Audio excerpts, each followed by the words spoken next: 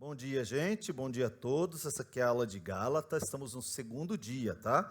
Vamos começar fazendo uma oração, então, segunda aula nossa. Orar porque tem muitas coisas para a gente aprender durante esse semestre em Gálatas. O começo talvez seja um pouquinho mais pesadinho, tem contexto histórico, muita coisinha. Mas aí depois, quando a gente for para os versículos, analisar os textos, aí vai fazer muito sentido o que a gente está vendo no começo, tá? Vamos orar pedindo ajuda ao Senhor. Senhor, nós somos limitados na nossa capacidade intelectual, na nossa capacidade de discernir o espiritual. Tua palavra diz que as coisas espirituais só se discernem espiritualmente.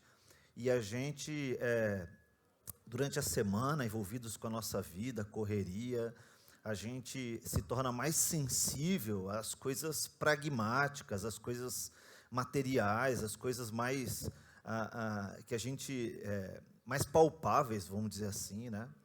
E a gente vai perdendo aos poucos a percepção do espiritual. Por isso, nós precisamos do Senhor, porque nós não conseguimos sozinhos entender as verdades da tua palavra, Senhor.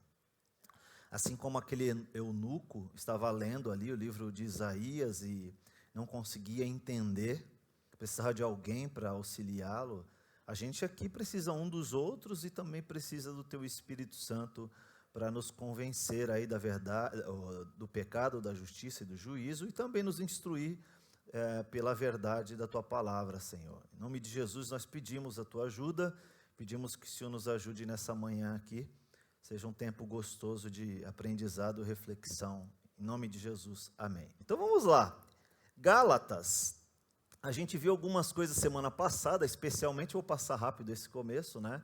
Que o professor Carlos Oswaldo usou essa frase para sintetizar o livro de Gálatas, né? Quem não estava aqui semana passada, só para eu ter uma ideia. Beleza.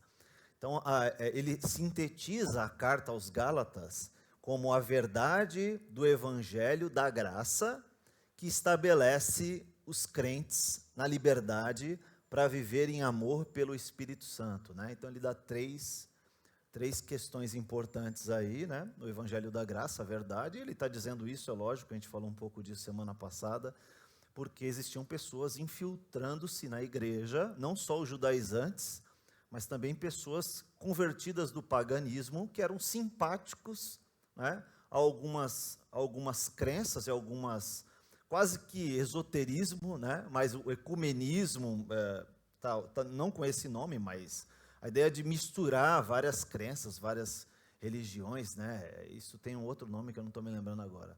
Sincretismo, né? O sincretismo. E o paganismo é favorável, é simpático ao sincretismo, então alguns convertidos, novos convertidos na igreja em Gálatas, eram terras férteis para esse tipo de coisa, né? Então Paulo escreve para alertá-los, falando sobre o Evangelho da Graça, que Paulo já havia pregado, que eles já ouviram, já tinham sido instruídos, não só pelos ensinos de Jesus, que chegou até eles, né, nesse tempo aqui, principalmente pelos apóstolos e pelos cristãos, as primeiras igrejas daquela época, né? Então, o grande alerta de Paulo é que a igreja estava largando muito rápido. A gente vai ver isso mais precisamente para frente, mas a igreja estava largando muito rápido esse evangelho que eles aprenderam, né, de pessoas de fé, pessoas comissionadas por Jesus. Estava estudando Atos, eu e a Tati estamos lendo Atos à noite antes de dormir. É uma leitura mais pesada, mas eu estou forçando para a gente ler, porque é um livro que normalmente a gente não lê. É um dos poucos livros históricos, né, do Novo Testamento. E a gente está naquela parte em que os milagres dos apóstolos eram evidências para a conversão das pessoas e para a aproximação das pessoas do cristianismo, né? Então a gente vê não só Paulo, mas Pedro, a gente vê João, né? A gente está naquela parte, se eu não me engano, capítulo 7, acho que é capítulo 7, alguma coisa ali por 6, 7, não estou lembrando agora, mas que Pedro e João são enviados para uma região de pessoas que já tinham crido, né, em Cristo, E eles são enviados justamente para impor a mão sobre as pessoas, para que as pessoas recebessem o Espírito Santo. E pessoas eram curadas. E é interessante que é um texto que os pentecostais também usam para dizer que existe a segunda bênção, né? Você se converte e naquele momento da conversão, não necessariamente você recebe o Espírito Santo. Você tem que ir numa reunião X, onde alguém vai orar para você receber o Espírito Santo.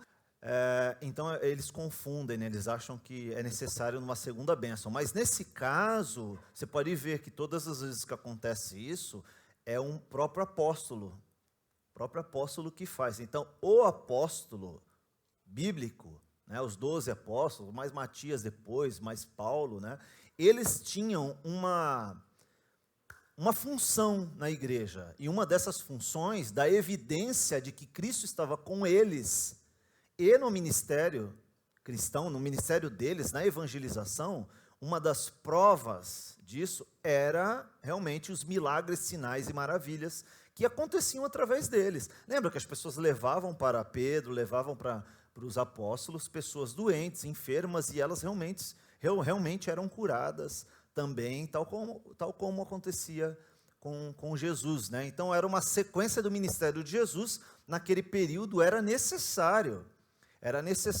que os milagres e os sinais e maravilhas fossem evidenciados. Era uma forma de testificar de que Cristo estava com eles, né? Hoje isso pode acontecer, sim, mas não como uma capacitação especial para os líderes cristãos, mas pode acontecer através de manifestações, né? Manifestações do Espírito. Tem gente que acredita que não existem os dons, mas existem as manifestações do Espírito. Vou tentar deixar claro isso de 3 formas. Tem gente que acredita que os dons cessaram. Não existe mais nenhum deles.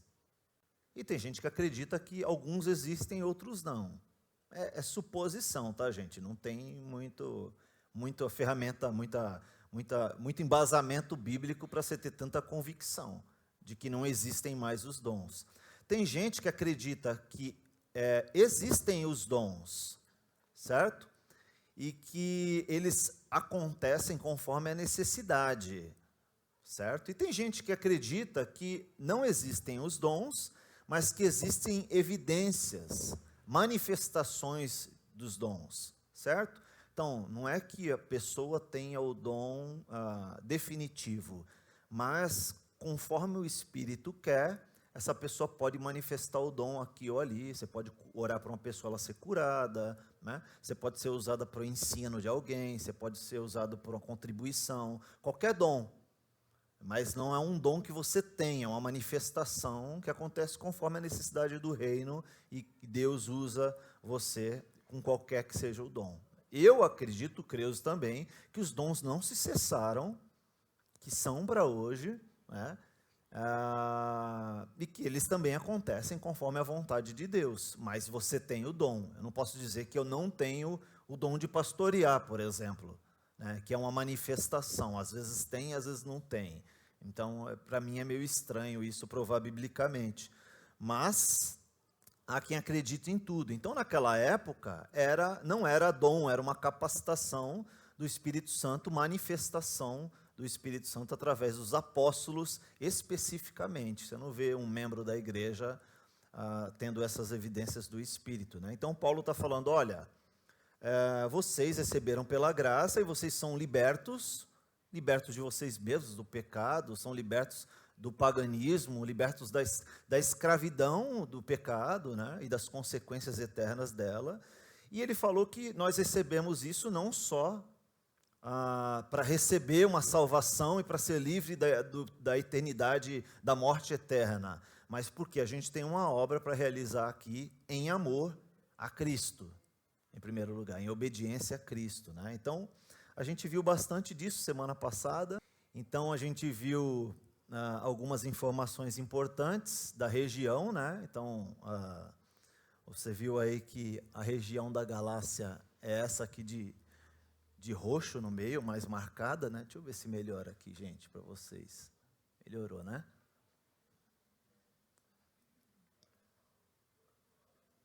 Para você ter uma ideia da localização, né? Aqui é a Itália, aqui é o norte, o sul da Europa, né? que é a região da Turquia, tá, gente? Região da Turquia, aqui tem Colossenses, enfim, Betânia, Galácia, né? Capadócia, é a divisão da época, né? Certo? Aqui onde está Jerusalém, só para vocês se localizarem, que é o Mar Mediterrâneo. Tem uma ideia onde está a Galácia, né?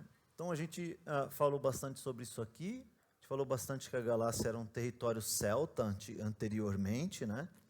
E que os celtas foram um povo bem influente na Europa, antes de conhecer a Europa como a gente conhece hoje, né? Os países e as regiões. Milhares de anos atrás, o povo celta dominou, avançou e dominou várias terras na Europa, desde o norte da Europa, indo um pouco para o nordeste, região sul, mas predominantemente no interior da Europa, né? Principalmente na região da Galácia. Eles eram muito fortes ali, um povo que cresceu muito, especialmente essa região da Galácia, tá? Então os celtas eram um povo bárbaro, né? Um povo nômade, mas também que conquistaram muita terra e se estabeleceram durante muitos anos na Europa, né? Tá aqui, né? Eles foram conquistar a maior parte da Europa, na Ásia Central e na Ásia do Sul, a partir do ano 4000 a.C., né? Chegaram aí na região sul da Europa, como disse, por volta de 2500 a.C. Isso aqui a gente viu semana passada, né? O primeiro assentamento deles foi mais ou menos no ano de 1200. Na Europa Central, no ano 600 ou a 400 a.C., então bem remoto, né? E aí falamos um pouquinho também do termo celta, que tem relação com a palavra Gálatas também, que não é coincidência, tá? A gente viu alguns sinais, alguns símbolos, algumas imagens que são típicas celtas, um monumento conhecido também lá na Inglaterra, né? Certo? Stonehenge, que é uma formação rochosa bem grande, né? Que não tem muita explicação de como se formou, como chegou lá, quem montou. Imagina a tecnologia, centenas e centenas de anos atrás, para levantar todas essas rochas e cortá-las nos tamanhos que elas foram cortadas, né?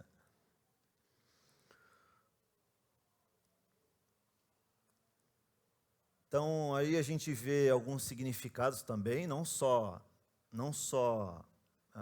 de como eles conquistaram e avançaram para a região da Irlanda também, mas também como eles influenciaram o cristianismo. Na verdade, não influenciaram o cristianismo, né? O St. Patrick, que é um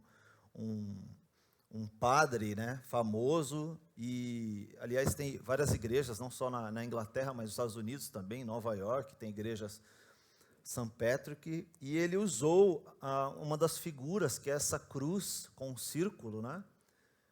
Que era um símbolo celta, para evangelizar os celtas, para evangelizar a região. Então, toda essa cultura que já influenciava a Europa também foi usada por ele. Semana passada eu falei sobre isso, como Paulo usou, por exemplo, o altar ao Deus desconhecido, né? Então ele foi muito desafio os irmãos a estudarem um pouco mais fundo a história do St. Patrick, que é interessante. E aí, semana passada, a gente parou exatamente aqui, né? Alguns deuses estabelecidos pela cultura celta. Então, a gente viu aqui que existe um deus chamado Sucelos, que é o deus do plantio, o deus da fertilidade. Lembra que a gente começou a comparar com El Shaddai, né? O Deus El Shaddai, que a gente fala, olha, o Deus poderoso nas batalhas, o Deus que faz o seu povo prevalecer e vencer. A palavra El Shaddai, a primeira expressão, a primeira utilização dela no Antigo Testamento, tem a ver com o Deus da fertilidade, o Deus que dá filhos a quem é estéril, né? A primeira ideia do El Shaddai na Bíblia é o Deus da fertilidade, né? Então, a gente falou um pouquinho sobre isso, né? Sobre essa questão de a gente usar questões locais, questões regionais, culturais, para pregar o Evangelho, como aqui em Barueri, né?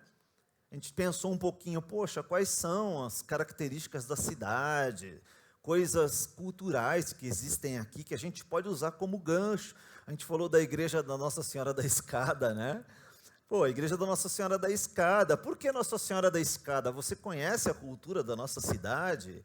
De repente é um termo e uma igreja e uma expressão que pode ser usada para evangelização das pessoas que moram ali. Pô, você sabia que existe um jeito de subir aos céus, mas também existe um jeito de descer ao inferno. E aí você fala do pecado, que pode ser a escada, né? É mais ou menos como o São Pedro que fez, como o Paulo fez, você pode fazer também, né? E nessa região, a gente vai entender mais para frente por que eu estou dizendo isso, porque Paulo também se utiliza de coisas culturais, inclusive celtas, né?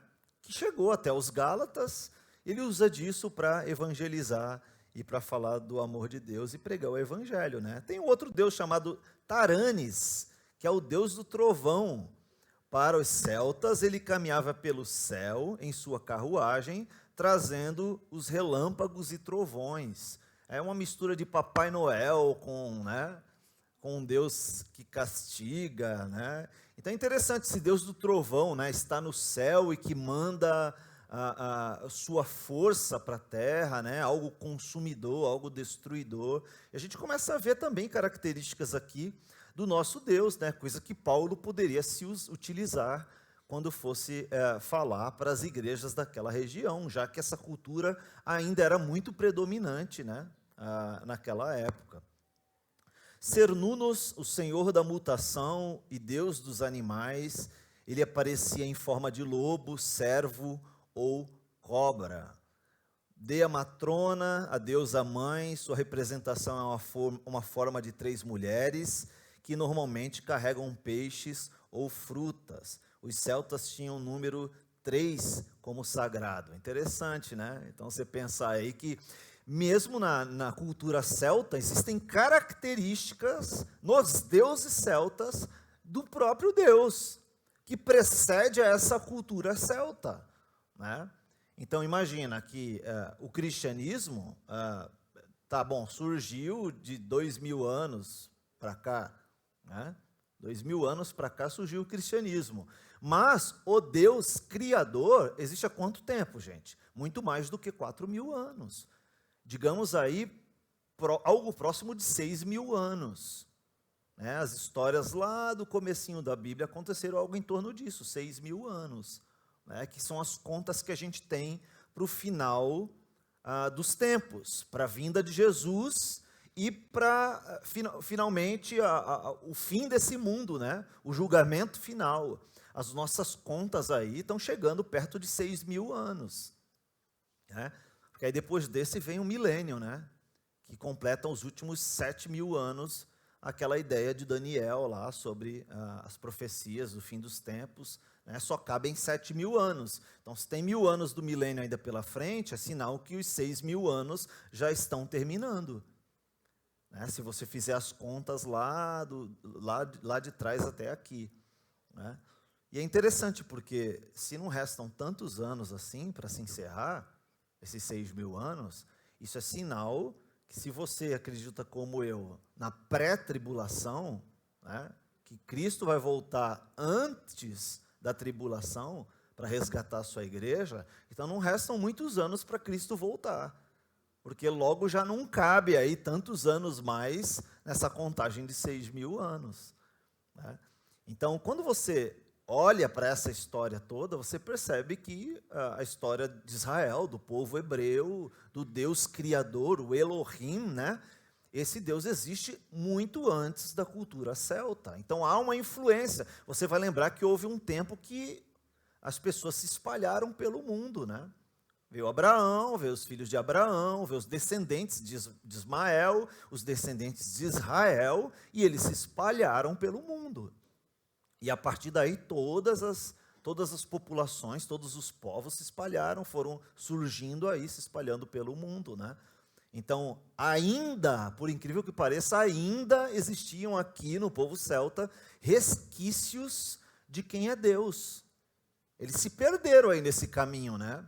É como aquela tribo indígena que era intocada pelo homem branco, e que um dia chegou o missionário lá para pregar o evangelho, para pregar Jesus Cristo, e já existia toda uma cultura na tribo, esperando alguém vir de fora para pregar sobre um enviado de Deus, que salvaria a humanidade, salvaria ali, no caso, a tribo deles, eles não conheciam, como é que eles iam imaginar, né? O mundo deles é a tribo, eles não sabem que existem outros lugares, talvez outras tribos, mas não imaginar o mundo como é, né? Os índios, no meio do mato, imagina. Mas eles sabiam, eles tinham uma tradição na tribo de chegar alguém de fora, sabe lá quem, que ia ensiná-los acerca do Deus que eles adoravam, o Deus que criou, ao contrário do que normalmente são os índios, né? Os índios adoram a natureza, né? O Deus Sol, o Deus da natureza, o Deus Chuva, o Deus Terra, né? E normalmente eles adoram assim, mas não adoram o Deus que criou tudo isso, alguém que criou tudo isso. E essa tribo adorava o Deus que criou tudo isso. E que esse Deus mandou alguém para a terra para salvar a humanidade dos pecados, com as palavras deles, mas eles entenderam essa história, que viria alguém de fora, e foi o missionário. Quando o missionário chegou para falar de Jesus, que Deus enviou, toda a tribo se converteu. Agora, quem falou isso para eles? Resquícios que foram mantidos, da história que foi mantida naquele povo que migrou para aquele local ali, em algum momento, né, veio com esses remanescentes que chegaram ali e formaram um povo, né, resquícios do conhecimento de quem Deus é. Né? Se a gente levar em conta que Deus também se revela através da natureza e através da consciência humana, né? É aquele ateu que não rouba o seu chefe porque ele tem consciência de que isso é errado, mas baseado no quê? Na lei. Por que o cara não rouba?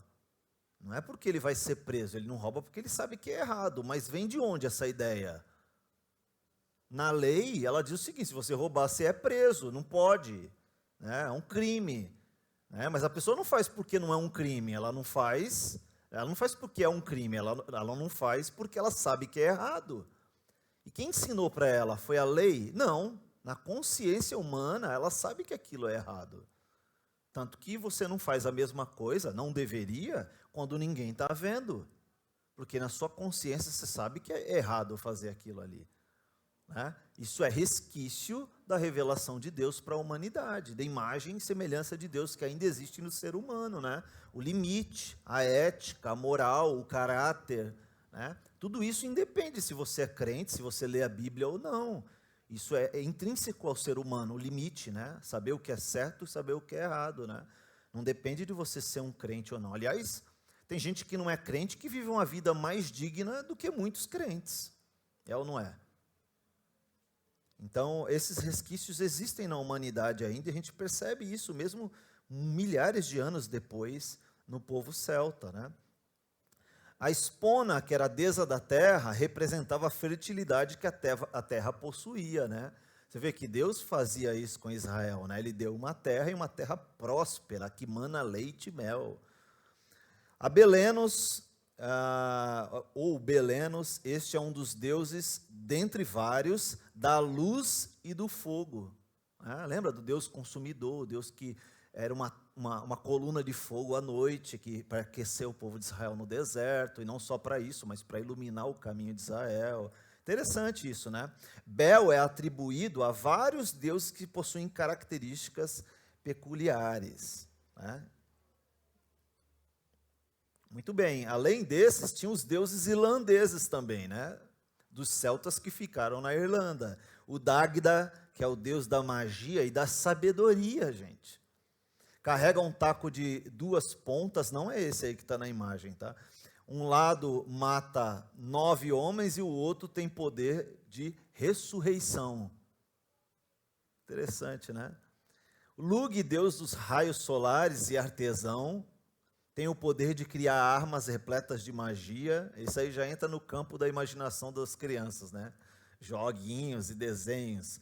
Cushulai, filho de Lug, filho do anterior, ele é um guerreiro que vence seus inimigos com uma lança cheia de espinhos em sua ponta, foi amarrado a um pilar de pedra por ter sido atingido por sua própria arma. Morrigan, a deusa da guerra e anunciante da morte, por meio de uma mutação de humano para corvo, ao aparecer ou levar uma armadura, indica a chegada da morte. Finmacou, acho que é assim que pronuncia, Macul, profeta, guerreiro e salvador da pátria. Interessante, né? Ele salva os reis da Irlanda de um monstruoso goblin. Lembra do goblin? Quem lembra do goblin? Você lembra o que é goblin? Apareceu num filme famoso. Aí, ó, goblins são criaturas geralmente verdes que se assemelham a duendes, certo? Fazem parte do folclore nórdico. Nas lendas, eles vivem fazendo brincadeiras de mau gosto. Podem ser equiparadas aos tragos e tardos do folclore português. Trasgos, né? E tardos do folclore português. As novas traduções brasileiras dos livros de O Senhor dos Anéis, por exemplo, desde 2018 passaram a usar as palavras gobelin, ao invés da palavra original, goblin. Aí você vai lembrar da imagem. Lembra desses? Eram goblins, o gobelin, chamado no filme, né? Os orcs. Né?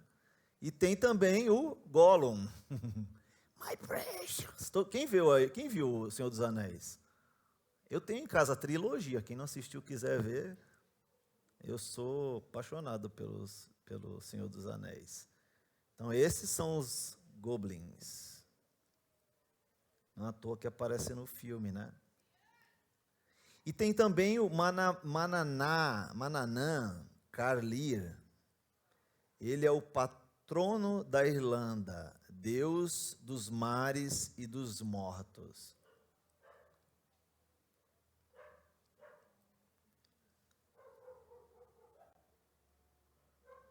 Bom, então, fora da epístola, a Galácia é mencionada apenas 5 vezes no Novo Testamento. Aí você vai ver em Atos isso, 1 Coríntios, 2 Timóteo, 1 Pedro, né? É evidente que há uma importância muito grande para a história da igreja, na região e na cidade, né? Pelo testemunho pessoal de Paulo, que ele ali anunciou Jesus Cristo e não há dúvida de que também fundou um certo número de pequenas comunidades cristãs dispersas por toda a província. Paulo fundou, não só na Galácia, mas em toda aquela região do sul da Europa, várias igrejas. Né? Talvez, se você observar nesse mapa, vai ficar mais claro para você onde era a região. Aqui embaixo era a Cilícia, né? Também tem cidades para cá para baixo. Toda essa região aqui foi local das viagens, as viagens missionárias de Paulo, toda essa região do sul aqui. Eu já falei disso, que as igrejas procediam do paganismo, né? Os cristãos dali, né, procediam do paganismo. Os crentes da Galácia, em princípio, mostravam grande satisfação.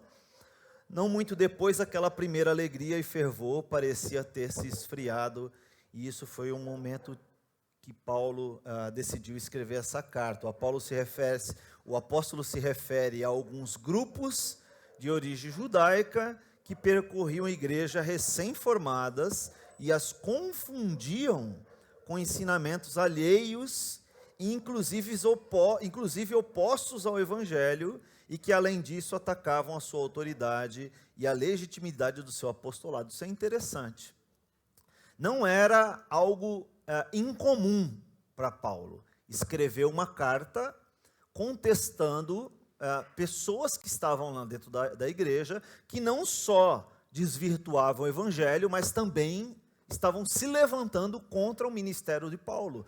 Existiam pessoas dentro da igreja dos Gálatas, da Galácia, não só dessa região, mas da onde Paulo passou, por onde Paulo passou, que colocavam em xeque o seu apostolado.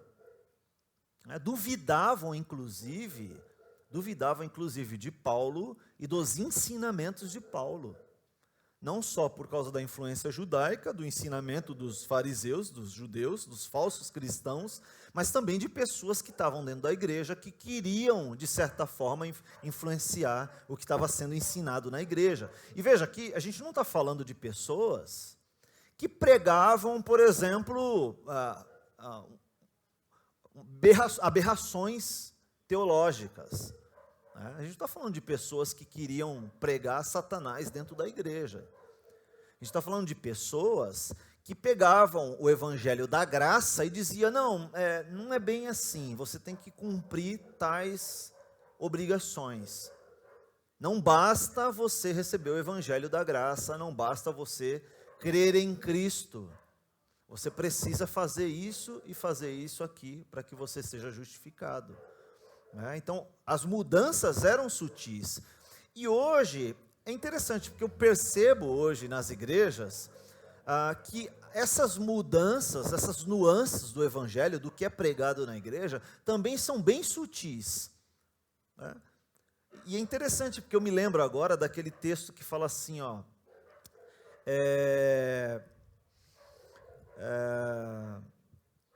se possível, o falso profeta, se possível, enganariam até os eleitos. Lembra desse texto? Se possível, enganariam até os eleitos. Veja, a gente está falando de eleitos. Quem são os eleitos? As pessoas convertidas, as pessoas que amam a Cristo, as pessoas que já tiveram a sua vida transformadas, as pessoas que já andam com Cristo, que conhecem a palavra de Deus, pessoas que já estão firmes na igreja. Então ele está falando, esses falsos mestres, falsos profetas, se possível, eles enganariam até essas pessoas. Agora, por que ele fala se possível? Alguém faz ideia? Por que não é possível, então? Exatamente, porque no dia que acontecer isso, a igreja já não está mais aqui. Os eleitos foram levados com Cristo, que é a manifestação do anticristo. É disso que a gente está falando, é disso que aquele texto está falando. Quando houver a manifestação do anticristo, ele vai chegar aqui, ele vai influenciar a humanidade de tal forma que, se possível, influenciaria até os eleitos de Cristo. Por que não é possível? Porque os eleitos não estarão aqui, porque se tivessem, de tão convincente que vai ser o negócio. E veja que a gente não está falando do anticristo, a gente está falando de falsos mestres. Falsos mestres não é o anticristo. E não são pessoas endemoniadas, certo? Falsos mestres são pessoas que ensinam errado. Só isso. Então, Paulo, na carta aos Gálatas, ele chama esses caras de quê? De anátema. Sabe o que é anátema? Maldito.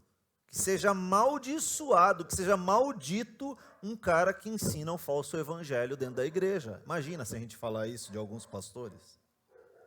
Nossa, pastor, essa palavra é muito dura, você é muito bocudo, Você, é muito radical, Imagina, vai falar isso do cara, o cara é conhecido, o cara é pregador. O que importa é que o cara está pregando a palavra, a gente vai usando os textos, O que importa é que está sendo pregando a palavra, você não pode dizer isso.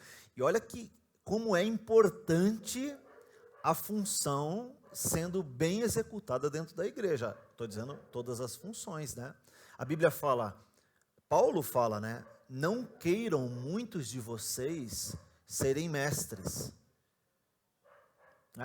executarem essa função de mestre na igreja. Por quê? Porque, a responsabilidade, da chicotada nas costas é grande. Porque, Thales, imagina a responsabilidade de você vir aqui e falar assim, é isso que a Bíblia está ensinando. Rapaz, vocês não têm o privilégio que eu tenho, o tempo que eu tenho de estudar e de conhecer coisas mais profundamente, certo? Então, por conta disso, eu tenho um privilégio, mas também eu tenho uma responsabilidade. É como aquele servo, aquele cuidador lá na João 10, que quando o dono das ovelhas sai, para fazer os seus afazeres lá, e ele deixa alguém responsável pelo o aprisco, que ele tem que ficar na porta, que o texto chama de mercenário, né? Não o mercenário de hoje, mas o mercenário porque ele era pago pelo dono das ovelhas para tomar conta das ovelhas. Ele tem um privilégio, porque ele recebia para fazer aquilo, mas ele também tinha uma responsabilidade, porque pela porteira, no fundo, o ladrão veio para roubar, matar e destruir. Lembra desse texto? Quem era o ladrão ali? A gente usa para falar de Satanás, não é? Mas não é Satanás que o texto está dizendo. Na analogia, o ladrão é aquele que está tentando roubar as ovelhas do dono do aprisco.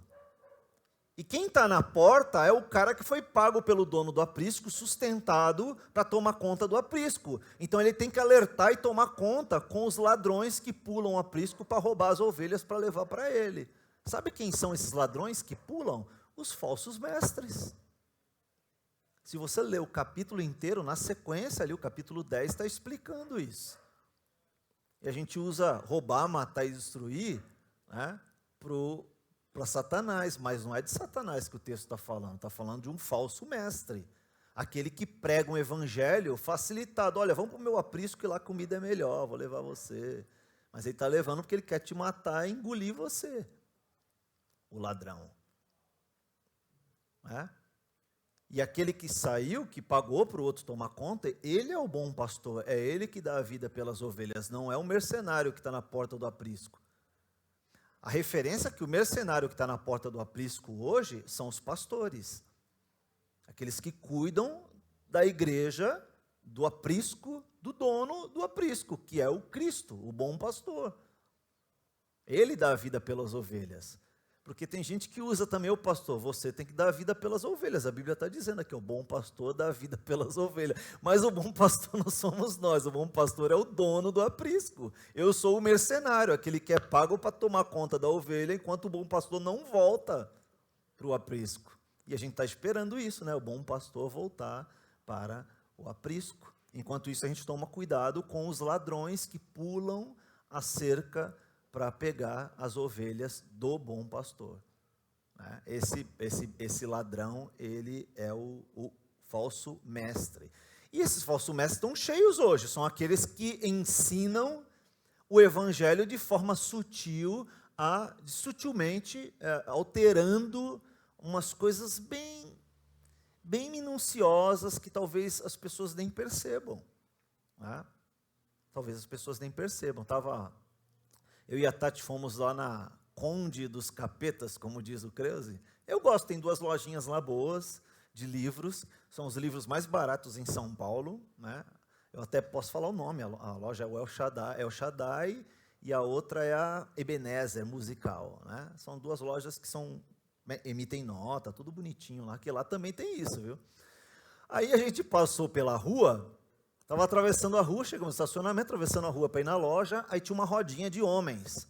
E tinha um deles, estava ensinando os outros como abordar as pessoas para vender lá o negócio deles, né? Então ele estava dizendo lá como que a pessoa devia de ser. Eu passei, eu ouvi assim, ainda falei para a Tati, você ouviu isso? O cara ensinando o outro, não, você tem que fazer assim, tem que falar isso, você tem que falar que nós pertencemos a uma, Nós pertencemos a uma gravadora, a maior gravadora de musical do Brasil. Não, você tem que falar isso, tem que falar assim. Eu passei, eu ouvi aquilo, eu falei, ainda fiquei olhando para a cara do cidadão, ele não olhou para mim, eu fiquei olhando para ele assim, ele não olhou para mim. Aí depois a gente entrou na loja, aí estava comprando lá e tal, uns livros, aí tinha um pastor, acho que era pastor o cara, sabe aquele pastor de, ô irmão, ô varão, amém varão, sabe, o perfil você sabe, né, ô varão, glória a Deus, varão, que bênção, sabe? Aí estava ele e a esposa, né, aí tinha um livro assim, chamava Ensinamentos do Torá, né, que é aquele livro que você, de pesquisa, para você saber quais eram os significados das coisas do Antigo Testamento, né? Eles usam muito isso, né? Se você olhar Às vezes eu tenho curiosidade, passa por aquele canal, o cara tá lá com a toalhinha, ou com aquele negócio de judeu, né? Eu passo raiva. Eu estou muito feliz hoje, vou deixar um pouquinho aqui para eu passar raiva. E é interessante porque eles usam isso, né? Eles pegam situações de Israel, não fazem nenhuma interpretação, gente. É totalmente literal, como se eles fossem o próprio Israel há 5.000 anos atrás, né? E aí eles pegam aquele livrinho, que é Ensinamentos do Torá, e aí eles pegam os ensinamentos, porque está mastigado ali, o que o Torá está explicando naqueles textos, é como se fosse um mínimo comentário, né?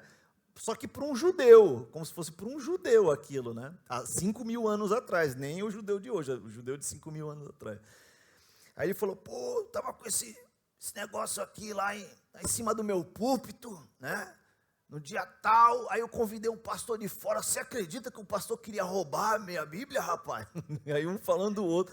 O pastor botou, não, eu vou levar para mim. Botou debaixo do braço, foi, não, vai não. Aí entraram numa treta lá. Porque o cara queria roubar dele o livrinho, porque ele achou interessante, né? As aplicações ali para o cara usar no culto, né? Aí o cara fala, olha, o menorá, você tem que usar, pega a flor de sarom, põe na... É essa pegada aí, né? Aí eu olhei assim, eu falei, caramba, cara, os caras estão pregando isso na igreja, cara. Os caras estão ensinando isso na igreja. Aí lembrando do rapaz lá fora, né, ensinando como abordar as pessoas na rua ali, oferecendo, né, a escritura ali, o negócio dele. Outro dia a gente estava aqui na padaria Trellis, que é perto ali de casa, que era Pedros, né, agora é Trellis. Aí tem já percebeu que tu mora lá, deve ir lá, tem uns rapazinhos que ficam ali entregando livro, já viu? Do Shan Wong, eu acho que uma coisa assim, o autor, é um baita de um herege aquele cara, e a igreja deles é a igreja de São Paulo, se eu não me engano chama o nome da igreja de São Paulo, acho que é isso que chama, Igreja Evangélica de São Paulo, alguma coisa assim. Para eles são a única igreja do mundo verdadeira, de Cristo. Começa por aí. E esse Wong é um japa, ele acredita que só ele sabe interpretar a Bíblia. E esses livros dele, ele escreve das pregações dele e manda essa molecada vender na rua para arrecadar dinheiro para a igreja, né? Uma igreja super herege no talo, assim. O Antigo Testamento para eles, essa pegada que eu já falei aqui, o Antigo Testamento para eles não presta, não serve para nada, pode jogar fora. Novo Testamento são pequenas partículas lá que eles separam para pregar. Então a igreja super herege, está lá na padaria. Posso fazer uma oração por você? Ele chegou para mim, posso fazer uma oração por você? E eu não sabia, eu falei, pode fazer. Olho aberto, me distanciei um pouquinho, olho aberto. Se o cara dá uma tremedeira lá, eu dou um sopapo na orelha dele. O cara foi orar por mim lá, foi um rapazinho bonzinho, né, cara, bonzinho e tal. Não, posso fazer uma oração? Posso, pode, olha, olho aberto, né, olho no gato, no peixe. Enquanto isso eu já estava olhando o livro na mão dele, viu o nome do autor e tal. Aí depois ele quis, você não quer comprar e tal? Eu falei, cara, eu acho que não, esse livro aí, desse autor, eu não quero não, obrigado, viu. Mas obrigado pela oração e tal, enfim, aquela história, né. Os meninos não sabem, né? Não sabem diferenciar, tá ali talvez, né? Não faça ideia do que ele tem na mão ali, quem são aquelas pessoas que estão fazendo ele num domingo, por exemplo, sair para vender livros para arrecadar dinheiro para a igreja, né? Mas é essa história, você vê? São questões sutis que as pessoas não percebem, né? Então o cara está ali na rua, sei lá, vendendo o livretinho dele, a pessoa nem sabe o que está escrito lá, ela compra por dó do cara, ou às vezes porque o cara tem uma programação linguística ali, cara, que ele te envolve e te convence. Você fica sem argumento de dizer não, não quero. Aí ele te entrega na mão, depois que você pegou na mão, ele não pega mais. Não, dá 5 aí. Não, dá o que você tem aí, dá umas moedinhas para ajudar a gente. Aí você fica sem graça, né, cara? Você não tem, né, você não tem argumento mais, né? Ele consegue te convencer, né? E tem muita gente na igreja fazendo isso, né? Sem zelo pela palavra de Deus, como era naquela época, né? Então, Paulo, ele tinha muito cuidado, né? Muito cuidado com isso, muita preocupação com a igreja e com a pregação do verdadeiro evangelho. Talvez se você lembra, talvez se você já teve a felicidade de ler todos esses livros de Paulo, as cartas de Paulo, você vai perceber que é um tema em comum em todas as igrejas. que Paulo escreve? Todas as igrejas que Paulo escreve, ele alerta a igreja contra os falsos mestres, falsos profetas e falsos cristãos que estavam infiltrados dentro da igreja. Né? E é engraçado, porque aí ele vai escrever aos Coríntios, e ele escreve aos Coríntios dizendo assim, olha, vocês estão se comportando como carnais. Lembra dessa palavra aí? Ele está comparando os coríntios ao contexto pagão. Ele está comparando Coríntios ao contexto pagão. Né? Ele está dizendo, olha, vocês aqui dentro da igreja estão tolerando coisas aqui que o paganismo tolera. Né? Então, veja, ele já está dizendo que os próprios crentes da igreja já estão sendo influenciados pelo aquele falso ensino. Pela influência cultural. Uma vez eu fiz esse exercício aqui, vamos fazer de novo. O que da cultura aqui de Barueri e da região, da nossa região, é boa, que contribui para o evangelho, e o que é ruim? Alguém quer dar exemplo do que é bom e do que é ruim? Pensa aí, o que tem de bom aqui na região, que você fala, cara, isso aqui é um gancho bom para pregar o evangelho. E o que é ruim, que pode influenciar a igreja, inclusive? Pensa aí, sinceramente, sem medo de errar. Alguém lembra de alguma coisa assim? Fala, Yuri. Bom dia. Bom, eu acho que uma coisa favorável ao evangelho seria, algumas vezes tem umas feiras noturnas aqui em Barueri, e vai muito jovem, então a gente podia usar isso em prol do evangelho. De que forma que isso pode, de que forma que essa cultura pode ser boa para a igreja local? Bom, a gente podia usar a nosso favor, né? Tanto para resgatar esses jovens aí fora, né? Você acha que tem uma abertura boa para pregar o evangelho para esses jovens? Sim, teria. A cultura propícia, os jovens da região são propícios a receber a pregação do evangelho. Bom, aí eu acho que não. Mesmo que seja negativamente, o povo está vivendo uma vida tortuosa, então né? Você não tem uma comunidade cristã. Eu acho que eles seriam mais influenciados por uma igreja que pregaria sobre riquezas, tudo que você é filho de Deus, você consegue qualquer coisa. Acho que seria mais por aí. Agora você pegou um negócio legal. A nossa região, predominantemente, é de pessoas que vêm de onde? Nordeste, Minas, Bahia. Hã? Da Bahia, que é Nordeste também, né? Não, Bahia é Sudeste, né? Nordeste, gente. O que isso implica? O que traz da cultura da Bahia e de Minas para cá, que pode ser bom ou que pode ser ruim para a igreja local? Deu para entender qual é a pergunta? Idolatria, os nordestinos especialmente, né? Vêm com essa cultura não católica, né? É um catolicismo meio, né? É mais colonizador, mais, né, assistencial do que realmente uma cultura religiosa, né? Falo pela minha família. Eu acho que atrairia mais esses povos, né? Por conta que eles vêm aqui para São Paulo normalmente para ter uma mudança de vida, uma oportunidade de vida. É isso aí. Aí chega uma igreja que fala que você vai ter prosperidade, você vai ter o carro do ano, entrega a chave da vitória na sua mão e tal. E aí eles acabam acreditando, porque eles já vieram para São Paulo com esse intuito, né? De querer uma mudança financeira. Perfeito, Yuri. É isso aí. Você entendeu onde a gente queria chegar. Olha que interessante. Beleza, pode sentar. Obrigado. Olha só que interessante. Você tem uma cultura de uma galera que veio para São Paulo. Eu vou para São Paulo. Vou fazer o quê? Vou vencer na vida em São Paulo. Aqui não tem nada. Meus pais vieram de uma cidadezinha que não tinha nada. Eu fui lá visitar quando eu tinha 18 anos de idade, gente.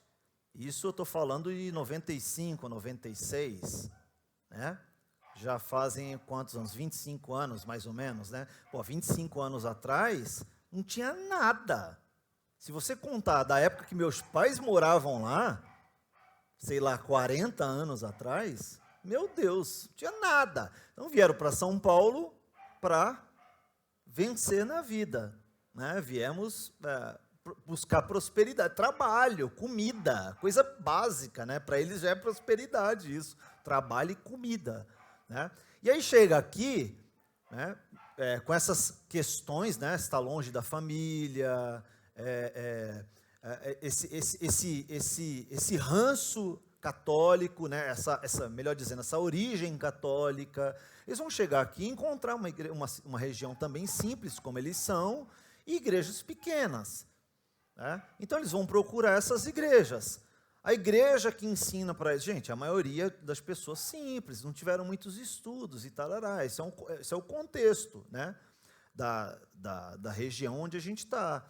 Então as pessoas, elas chegam numa igreja, se elas encontrarem uma coisa mais simples, talvez elas se identifiquem mais.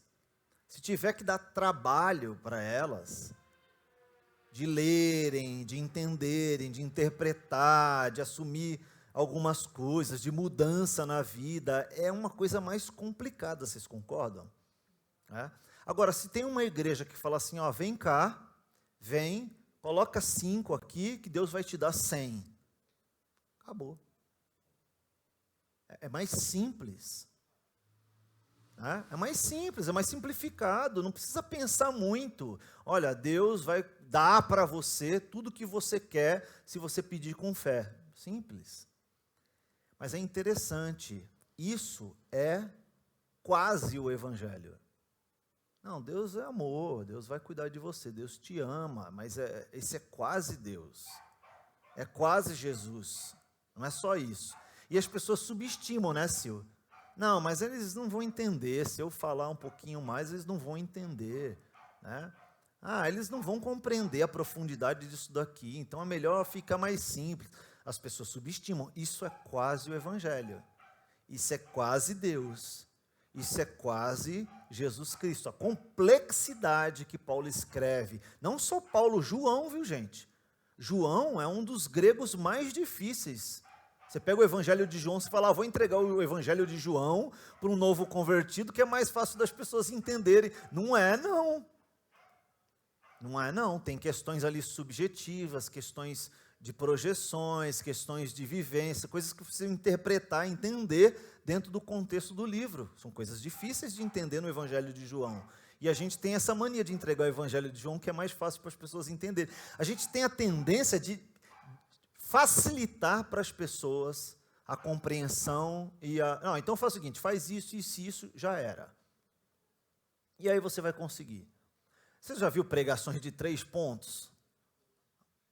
Vou ensinar vocês como ter uma vida cristã mais saudável. 3 pontos. Primeiro, ore, tarará e tarará. Aí pega o texto e olha esse texto. Tarará. Segundo texto, olha, participe de uma comunidade. 3 pontos, porque aí fica claro, aí põe lá os 3 pontinhos, né? Aí a pessoa fica facilitado, mastigado, né? Aí a pessoa, quando ela vai ler a Bíblia em casa, ela quer achar os 3 pontos, ela não acha, porque ela está viciada nos 3 pontos, ela não consegue interpretar o texto, né? Agora pensa comigo, dentro desse contexto, né? Que é a ideia do que Paulo nos traz também, de pregar um evangelho para uma cultura, né? Existe uma cultura ali nos Gálatas, predominante de milênios, talvez. Talvez ali fragmentada, mas tinha muitas coisas, né? Como é que a gente ensina o evangelho para essas pessoas? Vou trazer de novo um assunto que eu tenho já falado há pelo menos há uns 3 anos aqui na igreja, que me incomoda demais na nossa comunidade, que eu gostaria de avançar para esse lado assim que a pandemia nos permitir. A gente não abre a igreja durante a semana. Olha o espaço que a gente tem. Aqui na região, talvez a escola de samba ali atrás tenha, as escolas, né, e o centro comunitário ali embaixo. Talvez ninguém tenha o espaço que a gente tem. Por que a gente não usa isso aqui durante a semana? Como? Servindo a comunidade. A gente precisa entrar na cultura deles. E eles precisam entrar aqui.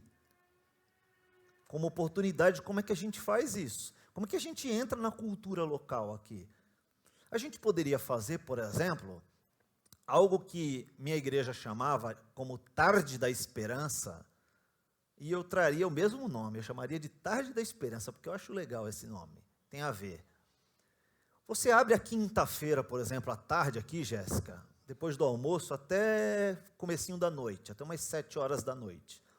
E aí você oferece para a comunidade aula de tricô. Tem gente que sabe fazer tricô na igreja aqui? Sabe.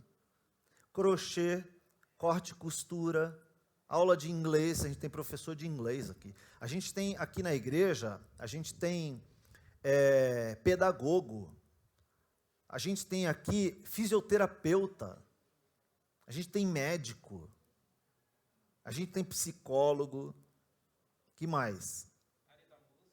A gente tem músicos para dar aula. Gente, a gente tem professor de educação física. Uma tarde na semana, abrir a igreja, botar aqui, ó, ginástica laboral para idosos. É laboral que chama, né? Ginástica laboral para idosos. O que mais tem nessa região aqui são idosos. Reforço escolar. Aula para aprender a ler usando a Bíblia. Gente, a gente tem, eu acho que uma meia dúzia de pedagogo aqui na igreja. O que a gente está fazendo com os nossos talentos, Sil? Isso me incomoda demais. Aula de capoeira, eu sou professor de capoeira, tudo bem, eu estou aposentado há 20 anos. Mas eu sei ensinar, eu não sei fazer, Didi, mas eu sei ensinar. Minha calça, meu cordão, está tudo lá em casa. Aula para idoso ou para criança. À tarde, tem criança em casa com os avós, porque os pais vão trabalhar, você abre para criança, os avós vêm, vão fazer aula de corte e costura, alfabetização. Gente, olha o tamanho desse salão, eu imagino isso aqui, um monte de mesa, cheio de mulher, aula de costura, corte, aí cada uma traz o lanchinho, faz o lanchinho, aquele movimento, e uma hora aqui, ó, 5 minutinhos, sobe alguém, olha, tem que falar um negócio para você, deixa eu ler um versículo para vocês, você lê um versículo e, cara, isso, por que é ou não é? O que a gente está fazendo com os nossos talentos? A gente está enterrando, né? Quanta gente boa a gente pode... Olha, tarde de atendimento aqui, aí vem o psicólogo, vem o advogado, vem o médico, né? A gente fica aqui durante 2 horas, põe uma faixa na frente, dia tal, né? Mede pressão, enfermeiro, né? Mede pressão e tal, e é aquela hora ali que você fala uma coisa, a pessoa, vamos conhecer, vai no banheiro, a pessoa conhece o lugar, no domingo ela vem aí, senta. Informática, bota uma meia dúzia de computador, aula de informática, cara. É um sonho, né, gente? É um sonho e a gente precisa entrar na cultura. Tem uma cultura aqui na nossa região de pessoas simples, trabalhadoras que a gente precisa fazer alguma coisa, a gente precisa influenciar essas pessoas, né? A gente precisa pregar o evangelho para as pessoas. Porque, em contrapartida, dentro da igreja, tem pessoas querendo pregar um falso evangelho, ensinar um falso evangelho. Né? Não, eu não acho bem assim, eu acho que isso é radicalismo demais. Não, isso não, eu acho que não é bem assim, eu acho que, né, existe isso sim, e a gente tem que tomar muito cuidado. Tá bom? Então a gente viu aí algumas coisas aí já do propósito, né? Que eles queriam submeter o evangelho à lei de Moisés, inclusive circuncidar os crentes. Você vai lembrar que em Atos teve uma reunião, né? Teve uma assembleia lá, né? um encontro, né, dos líderes da igreja para julgarem se eles iam circuncidar o não-judeu também, né? E aí a negativa foi evidente lá, por motivos óbvios do cristianismo. Eram judaizantes, como a gente falou, impulsionavam os crentes para que se afastassem da verdade do evangelho, né? Vê, intencionalmente, né? Impulsionavam os crentes para se afastarem da verdade do evangelho, né? Paulo advertiu que havia um sério perigo nas congregações cristãs, porque os judaizantes percorriam as igrejas falando sobre essas coisas do judaísmo, né? Então, isso afetava não só a fé dos cristãos, mas também a vida da igreja, criava dissidências, discordâncias entre os crentes, né? Então, sempre existiu e sempre vai existir aqueles crentes mais moralistas, né, que queriam impor regras maiores do que a própria Bíblia diz, e tem aqueles mais liberais, aqueles menos piedosos, né, que achavam que a coisa devia ser mais solta, que não era necessário tanta preocupação com a vida piedosa do crente. Né? Então, sobre a estrutura dessa carta, ela é relacionada com a carta de Romanos, é muito parecida, inclusive, né? Você sabe que a carta de Romanos, de Paulo, é uma carta que resume toda a teologia de Paulo, né? E pessoas muito conhecidas, se eu não me engano, Agostinho se converteu lendo, ou foi Lutero, acho que foi Lutero, se converteu, não, acho que foram os dois, se eu não me engano, se converteram lendo a carta aos Romanos, né? Então, são cartas importantíssimas sobre a teologia de Paulo. Praticamente tudo do que Paulo prega nas suas cartas estão resumidas em Romanos. E Gálatas é muito parecida com Romanos nesse sentido, né? Ele trata também muitos temas pertinentes à vida cristã e à igreja também, né?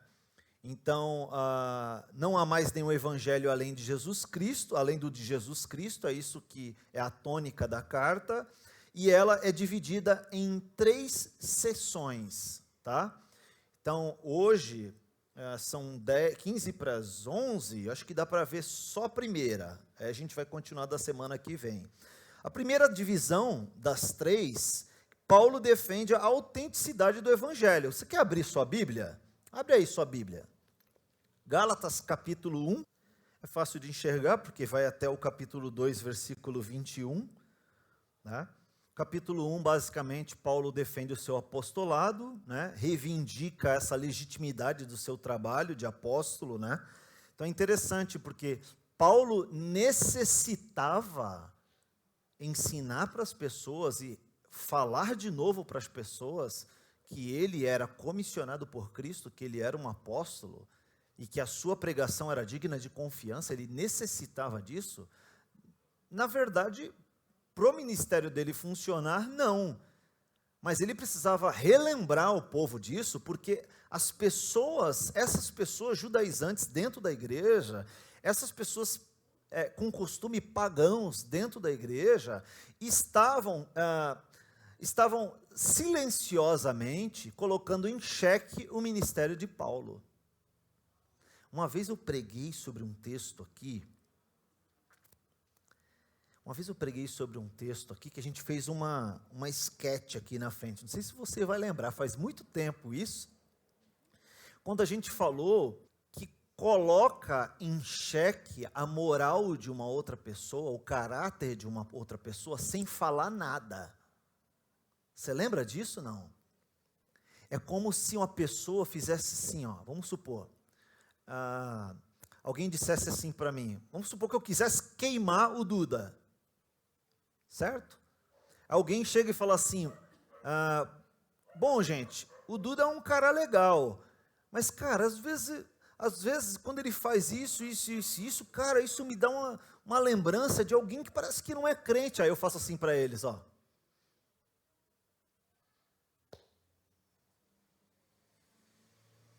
O que eu quis dizer com isso?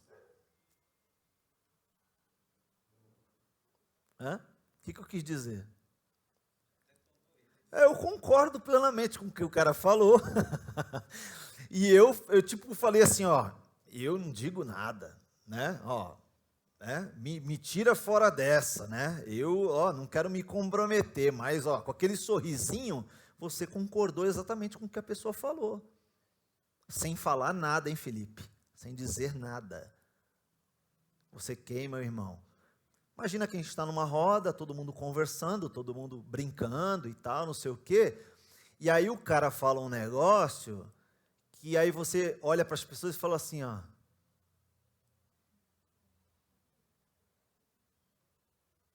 Não fala nada.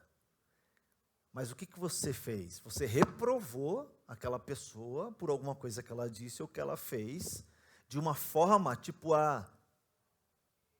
você... Eu não sei se você está entendendo o que eu estou falando. Você, sem falar nada, você coloca em xeque o caráter da pessoa só por uma expressão do rosto. Dá para entender isso? Inclusive tem uma palavra bíblica para isso, né? Quando você faz a coisa na surdina, quando você faz a coisa tramada para prejudicar a outra pessoa, né? Então, isso é o que estavam fazendo com Paulo. Só que com Paulo não era só expressão. As pessoas estavam na igreja ensinando. Aquele cara, lembra os filipenses? Você acha que aquele cara se importa com você? Ele nunca veio aqui.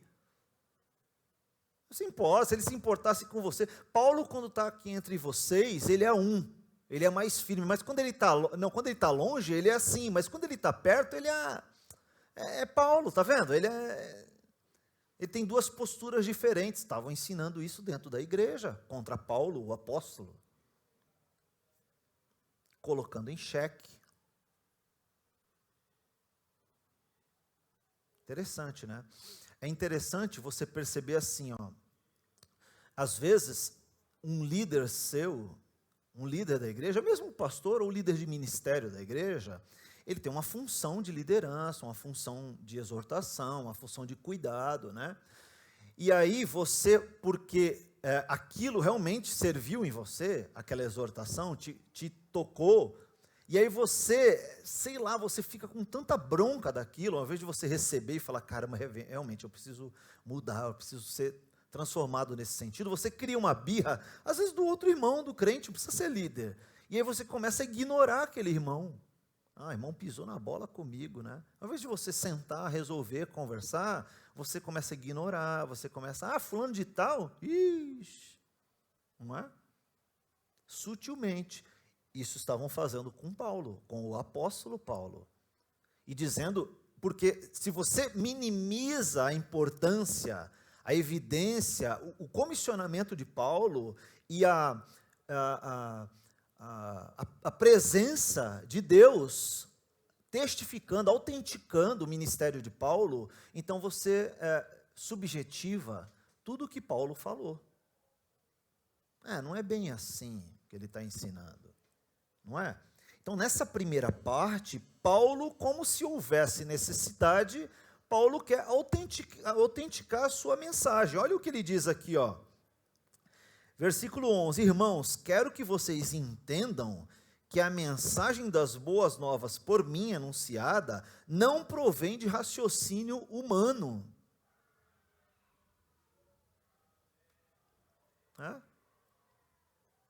Não é algo que vem de mim ou de alguém que me mandou falar para vocês.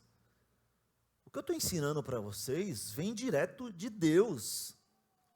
Você vê que, ao mesmo tempo que Paulo não sabia, talvez ele não soubesse, né, como a gente sabe hoje, que esse resultado, essa escrita aqui é inspirada, talvez Paulo não tivesse noção plena disso, mas ele, o que eu estou dizendo para vocês é de poder divino. Ele sabia que a mensagem, ele não pretendia que isso se tornasse a Bíblia, né? Mas ele sabia que o que ele estava pregando vinha direto do trono de Deus. Então, apeguem-se a isso. E ele, claro, a gente vai ver mais para frente, quando a gente entrar nos textos, vai ser bem interessante ver isso, que Paulo, ele não está simplesmente se defendendo, ele está defendendo a mensagem que ele está pregando.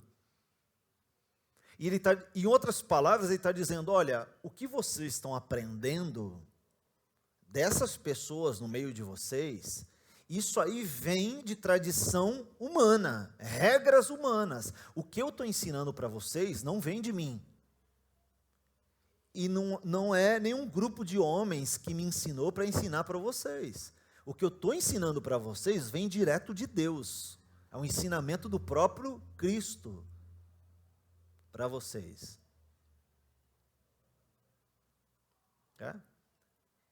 Então, qual é a aplicação que tem isso para a gente hoje, Fabião? Olha só que interessante. Existem muitas coisas dentro da igreja que são de origem e raciocínio humano. certo? No dia que eu disser assim para vocês, ó, gente, minha opinião, raciocínio humano. Eu deixo claro isso. Gente, ó, isso não está na Bíblia, mas eu vou especular. Raciocínio humano. Agora, olha, Paulo está dizendo que o ministério dele não provém, não tem origem, não nasce, ela não brota de um raciocínio humano. O raciocínio humano processou aquilo que brota de Deus. Então, ele tem esse efeito de vir de Deus, ser divino, e tem poder para acontecer o que realmente ele propõe. O raciocínio humano, não. É claro que ele está já iniciando uma narrativa, iniciando uma defesa e falando para as pessoas que estavam lá dentro desvirtuando o evangelho, que o ensino deles era de raciocínio humano. Agora, aplicação, Fábio. O que é ensinado dentro da igreja que é de raciocínio humano e o que é de origem divina?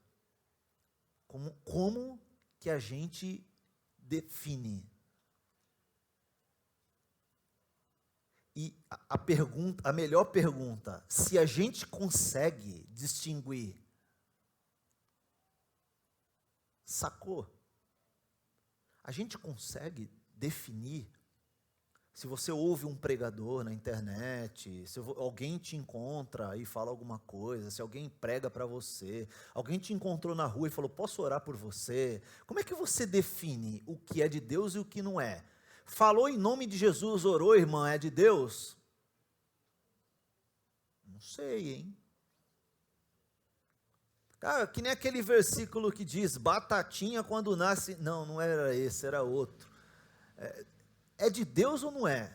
A pessoa chegar e falar assim, ó, tem uma mensagem de Deus para você, varão. Aí, é confirmado que o que vem na sequência vem de Deus?